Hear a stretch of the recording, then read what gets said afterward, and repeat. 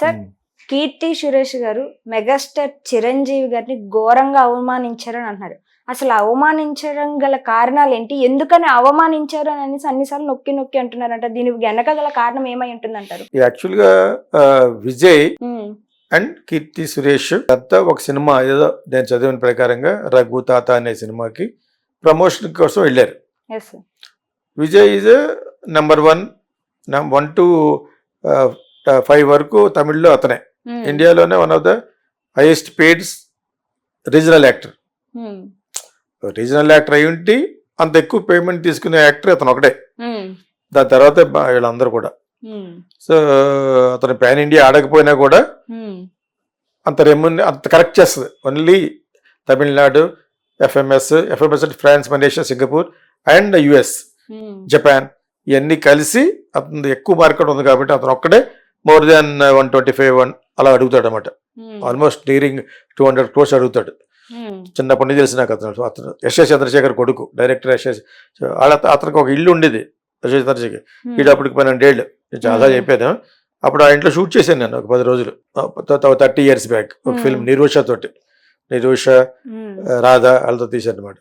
అనుకో కదా ఒక డైరెక్టర్ కొడుకు మా అవగాహన సన్నగా ఒక చెడ్డీ అని షర్ట్ వేసిపోతా ఉంటాడు స్కూల్కి, ఎంత పెద్ద అవుతావు అని చెప్పేసి.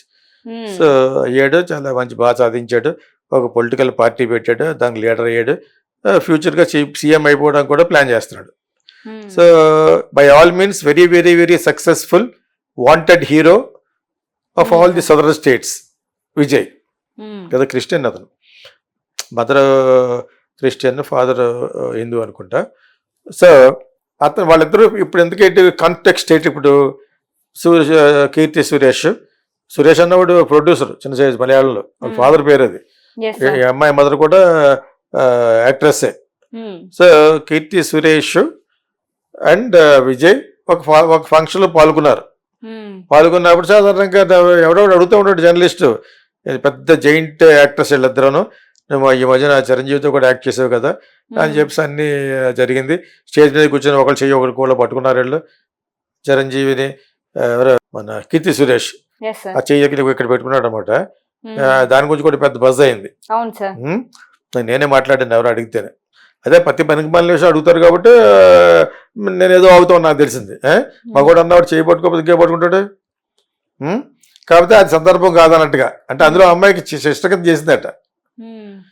అతను ఏ సినిమా మరి అది చిరంజీవి సిస్టర్గా యాక్ట్ చేస్తే అదే తప్పు కాదు, కానీ బట్ తప్పు కింద చిత్రీకరించాలి మన వాళ్ళు యూట్యూబ్లో ఆ ఉద్దేశంతో అడిగారు. నేను 2 అటు ఇటు కాకుండా చెప్పాను. అంటే baby that was not the correct place to be very romantic అని చెప్పాను యాక్చువల్గా. సో ఇక్కడ చిరంజీవి విజయ్ ప్లేస్లో ఉన్నాడు అనుకో, మీరు తమిళ్లో యాక్ట్ చేస్తున్నావు కదా చిరంజీవి, మన తెలుగు విజయ్ పక్కన చిరంజీవితో కూడా ఆల్రెడీ చేసావు, నీకు ఎవరంటే ఇష్టం అంటే ఏమని చెప్పుద్ది, చిరంజీవి అంటే ఇష్టం ఉంటుంది. బై ఆల్ మీన్ చిరంజీవి అంటేనే ఇష్టం ఉంటుంది, బికాజ్ చిరంజీవి ఉన్నాడు కాబట్టి. ఆ విధంగా విజయ్ ఉన్నాడు కాబట్టి విజయ్ అని చెప్పింది. దానికి మన వాళ్ళు ఏకల పీకలు దాగుతా మనం ఉన్నాం కాబట్టి ఇప్పుడు లాగుతాం అనమాట. ఇప్పుడు ఎద్దుగా ఉంది, ఎన్నిసార్లు చేసింది, అవి చేసింది, వాళ్ళు తెలిసి వాళ్ళకి ఎన్నిసార్లు చేసినట్టుగానే అక్కడ ఆ సందర్భంలో అలా మాట్లాడాలి. ప్లస్ యాక్చువల్గా చెప్పాలంటే విజయ్ అని చెప్పడంలో అది కొంచెం క్లవర్గా చెప్పాలి. మీరు నన్ను ఇలాంటి ప్రశ్న వేయకూడదు, వేశారు కాబట్టి ఒక్కొక్క భాషలోనూ ఒక్కొక్క ఫేవరెట్ ఉంటాడు నాకు. తెలుగులో చిరంజీవి గారు అయితే ఒకవేళ అయితే చిరంజీవి, తమిళ్లో విజయ్ అని చెప్పుకోవాలి. అంత తమిళ్లో విజయ్ అని కూడా అంత బాహటంగా చెప్పకూడదు. ఈ ప్రశ్నకి నన్ను వదిలేయండి, పాస్ అనాలి. ఎందుకంటే విజయ్ ఉన్నాడు, విజయ్కి సంబంధించిన తల అజిత్ ఉన్నాడు, అజిత్ ఒకటి ఫ్రెండే నాకు. అజిత్ వీళ్ళంతా పెద్ద పెద్ద వాళ్ళు ఉన్నారు. వాళ్ళందరూ పెద్ద హట్ అయ్యి టైప్ ఒక రేంజ్కి వెళ్ళిపోయిన తర్వాత వాళ్ళు they don't take it for heart. Social media పుట్టిన తర్వాత ఈ షార్ట్ అయినాయి. ఎవరేమన్నా కూడా దాన్ని కోడిగుడ్డు మీద ఏకలు పీకే వాళ్ళు ఎవరో సోషల్ మీడియా. ఓకే, అంతే తప్పితే చిరంజీవి అంటే age wise by all means Vijay కంటే పెద్దోడు. మరి విజయ్ యాక్ట్ చేసే సినిమా యాక్ట్ చేయకూడదు, చేసాడు అతను. రీమేక్ కత్తి అనే సినిమా ఇక్కడ హిట్ అది. చిరంజీవి రేంజ్కి విజయ్ యాక్ట్ చేసే సినిమా చేయకూడదు, ఏదో వాళ్ళకి రీమేక్ కావాలి. ఇక అయినా చూడరు చిరంజీవి పక్క అందరూ హిట్, అటు హిట్ అయ్యా పడుకొచ్చండి, మరి కాపీ మోసి ఒకటి హిట్ అయ్యా పడుకొచ్చాడు, లోపలికి వచ్చేటట్టు అనమాట. ఇంకా అయ్యా ఇంక చూడరు. ఇంకా హిట్ అయిన డైరెక్టర్ శాలి హేస్తాడు శాలు ఏదో లోపల పడేస్తారనమాట. నేను చాలాసార్లు చెప్పాను కదా, చేత అదొక ఫార్ములా. అది అల్లు అరవింద్ అండ్ కో, అది Allu Aravind and co and Chiranjeevi and party.